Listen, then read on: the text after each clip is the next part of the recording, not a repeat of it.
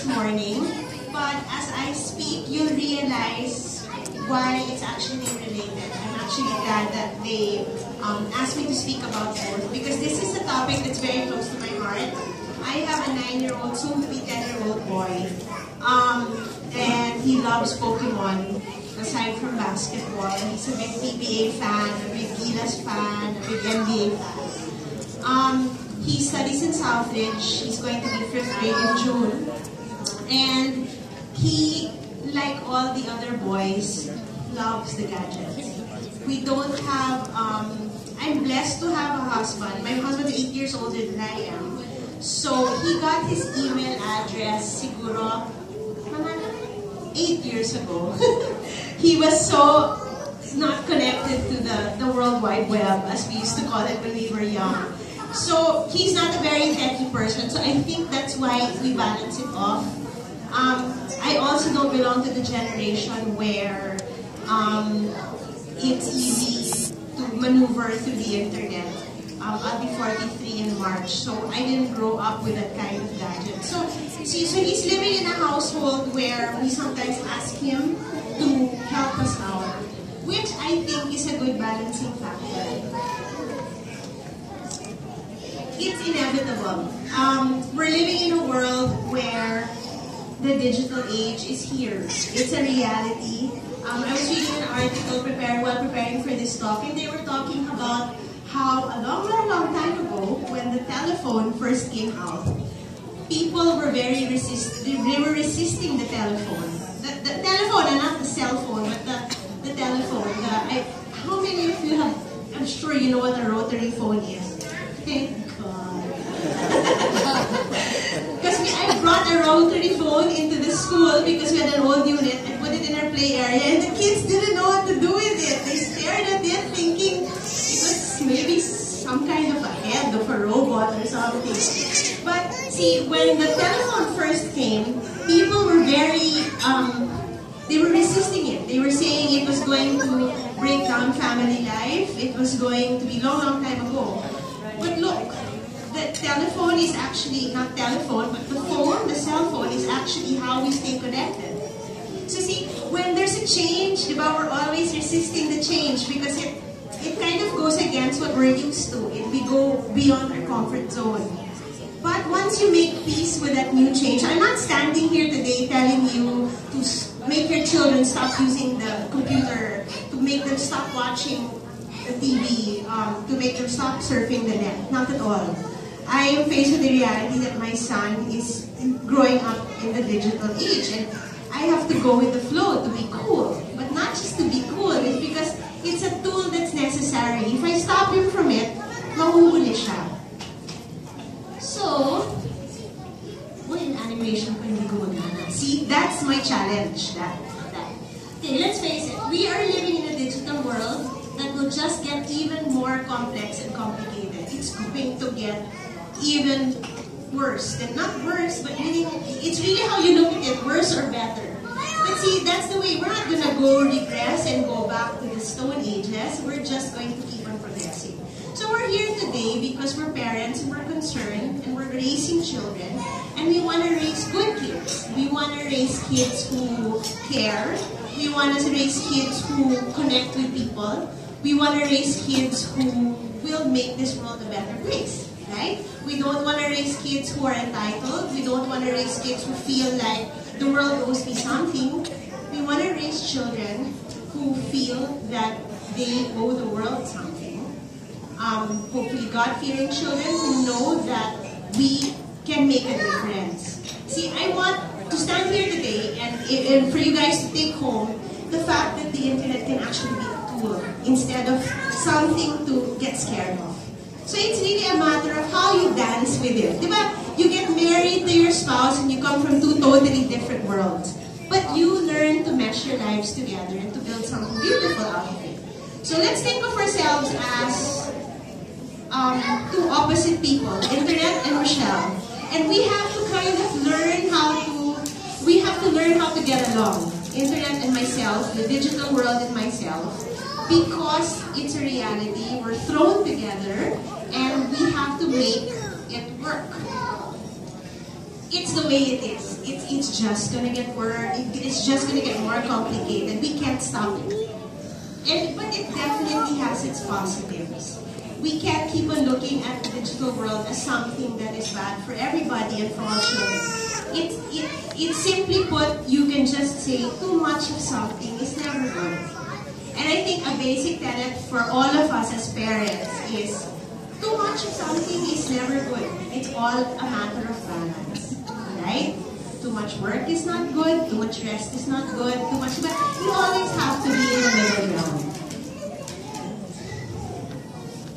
There are no rules. You can search the internet and you'll come up with different kinds of rules. People will say 30 minutes screen time a day, an hour screen time a day, so and so hours of screen time a day.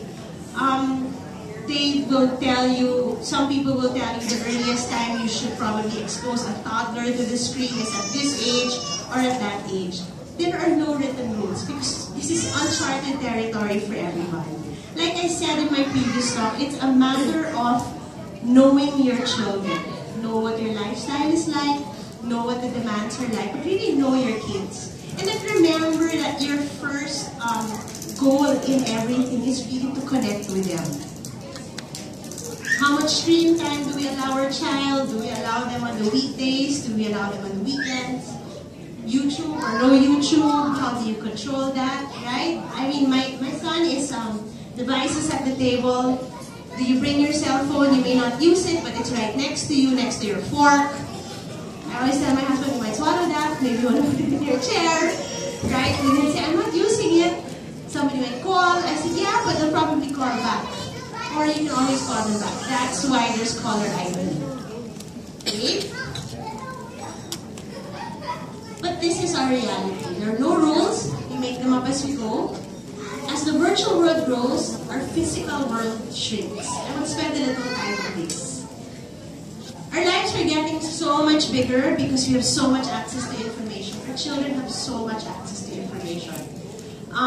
My son, at his fingertips, if there's something he doesn't know, he will search it right away. Right away. That's the first thing. He's watching something on TV and he'll say, if I'm not there, he has nobody to ask, so he'll ask. And then that will probably lead to something else, and to something else, and to something else. My son is turning 10 in July. And earlier this year, he had so many questions about sex. A lot of questions. A lot. And so I was dying. Because he sat me down and he said, Mom, what's sex? I said, yeah, why? I didn't know what to say. See, the teacher mama who's been in the classroom for 20 years, I studied this in college, when it's your own child, you fall apart and say, yeah, go to the bathroom. Then we'll talk about this after. So, but see, we're lucky also he goes to an all-boys school. Lucky and unlucky at the same time. So apparently, during break time, they talk about it and they ask questions from each other. So we were told, and my husband and I talked, my husband said, you know what, before he asks a friend what it is, I think it's time that we sit down. I sit down with him and have the talk. He said, you know, but he's 9, he's not even double digits. So he said, yeah, but next week he'll probably go and ask a friend, and we don't know who he's going to ask. And that friend will probably feed him all kinds of information that's wrong. And if I talk to him about it in a natural way, then he'll think of it as something natural, not put malice into it. So we were lucky, we were given an outline by a co-parent that they used on their son when they had the talk. So my husband spent the whole afternoon. He said, Michelle, akala ko 1 hour lang kami. The whole afternoon, my son had so many questions. And I realized that I wasn't there, right? Because my husband had said, let it be us first, and then after, we can sit the 3 of us. I think my husband knows kasi I might faint. So he said, kami muna. So anyway, long story short, he had all these questions. I didn't think he even knew what they were. To elaborate, kung may MTRCB tayo. But see, the reality is, he hears it from his friends. You have the internet. He's curious. We're watching a movie. I don't know that something will come out. And then close your eyes. So right away, it's wow. So all the more he's more. So of course, one time I searched, I was doing a search, and I decided to check the search history of my laptop. And I found Taylor Swift kissing was what the keywords he used for his search. So I literally froze and I said, what type does he Taylor Swift, number one. Number two, he was curious. So he put two, he's very smart. So he put two together. So he searched words for Taylor Swift kissing. So see, we're at an age where it's getting younger and younger. And the world is shrinking. What I mean by shrinking is our children are on the internet most of the time. They go uncontrolled. Their worlds are getting smaller because they're spending less time with each other. So at the beginning of this year, we sat down as a family and we really said, okay, we involve him in decision making. He doesn't call the shots, but we sit him down because we want him to feel that we're trying to include him in the decision making process. We'll say, okay, Max, we understand that you need to be on the internet because when you talk to your friends, iba na naman kasi yun, everybody thinks Pokemon, everybody knows this, and he doesn't know anything about it. And then I explained to him how your brain gets sick because of all the screen time and all of that. So he has to feel that he's part of the decision-making process. Because if we give him the rules, he's not going to respect it, and he's not going to listen to it. Because, again, we're warden, and he's prisoner. But if we sit together, and we have rules, we write it down, literally write it down, he signs it, I sign it, Papa signs it.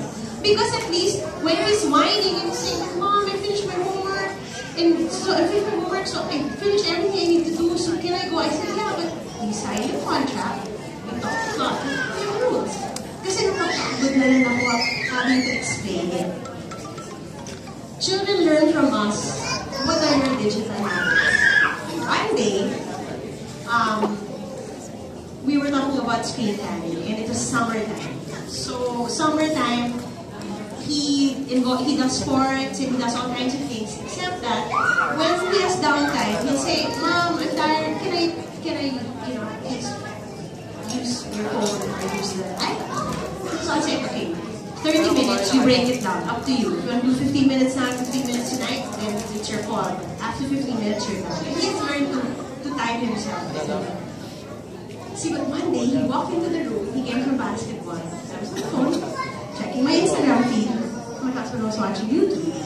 So he sat down, and I remember him sitting on the couch, and he said, "It's so nice to chillax, right?" I said, "Yeah, super." He said, "Yeah, look at both of you are on your phones. And I'm not." So I put it down, I said, "No, I'm just checking my email." Then he said, "Yeah, but Papa's on YouTube looking at cars or something." I said, "Yeah, but we haven't been on it for an hour." So, laughing. That night, I guess, he's that smart and he's that naughty. Walks into the room again, quietly, and said, "Aha! You're on Instagram again, Mama, and you're on YouTube." So I realized, you know what? I may not be watching Taylor Swift kissing on the internet, or I may not be searching other things, but my face is in front of the screen. And he feels disconnected from me because of that. He came from basketball, he entered the room, he probably expected us to sit down and talk. 10 minutes left, it's on the side. So he probably expected us to sit down and talk. No, he comes into a room and everybody's looking at the screen. So you know what? I'm not saying it's our fault.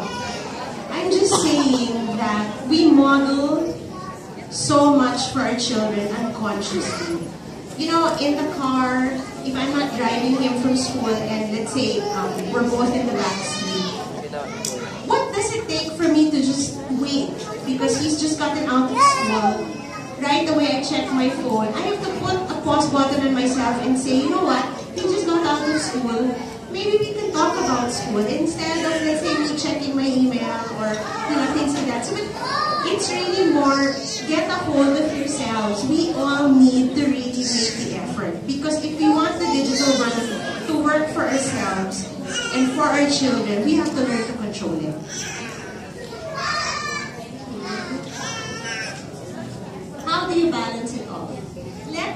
can be your last defense. Okay? Meaning, I have a son with autism. There's no TV in his room. There's TV in our room. My husband will die without the TV. So, my son with autism does not look for the TV because he never grew up with it. He goes to our room though, but he won't stare at the screen for the longest time, even if, let's say, he was watching a cartoon. Because I realized we may be living in the same household, but they both grew up with different rules. Because with my second child, I knew more already. You know, probably when you're first, but you're experimenting with your first. And plus, my second has special needs, so I had to be a little bit more watchful. So, it's really, let it be your last defense. I take a plastic envelope filled with crayons and paper. Like, my son likes stickers and tape. He likes to play with masking tape. So I have rolls of that and rolls of electric tape and little tiny scissors. And I have them with me if we go to a restaurant, if we're on the plane, if we're in the car. I bring that out first. But I have my secret weapon in the bag. So the iPad's there or my phone is there. But see, I try not to let it get to that point, so you bring out as much as you can. I'm not saying you be Barney and stand there and dance for him in the plane, because it's really crazy. But give him stuff. I think because my second also grew up with playing with all kinds of things. See, bring a book. Whenever we travel, I always tell Papa, bring 3 books, because if the first book turns out to be boring, then you have the second book to read. And if you lose that second book, you always have the third. He grew up knowing that if we're going on a trip or a long car ride, his bag always has maybe some books that he's chosen. So let it be your last defense. Bring it there by all means, because honestly, I'm not going to be a hypocrite and stand here and say, stay away from the iPad or the cell phone. It's so necessary, especially now. It's just that don't whip it out first. Teach them that there are other things you can play with. Set the time limits, because limits are good. He doesn't have any screen time during the week, but Friday when he gets home from school, he can actually be in front of the screen until maybe before dinner, which is about an hour and a half. So, he's waiting for the Friday. Para siyang bingit. Kasi, when we're talking to him and he's in front of the screen, parang he doesn't. So we have, diba? Selective hearing. Minsan I would say, are you okay? Are you with me? Diba? So, see, we're also it's not perfect. Sometimes Fridays, I'm also so exhausted from school. I want that extra hour to give that. I won't stand here and pretend. I do that. But set the limits. Sign your contracts. Teach your children how to delay gratification. We do this thing at home, okay? Because you have to realize that your children, when they're as young as one, I once had a student, he would cry and cry. He hated me. He just hated school. He hated the classroom. He hated to be there. So one time, he was 3 and a half, I think. I was in front of him, and then he kept on going like this. So I said, is he making me go? I said, I can't go, because if I go out of the classroom, then nobody will be left. Yung pala, he was swiping me away. Ayaw na akong makita, so he was going like this. So, what we do also, back to the story, what we do with my son is, we know that with the internet, instantaneous, you press a button, you get it. That's why our children don't know what it's like to wait.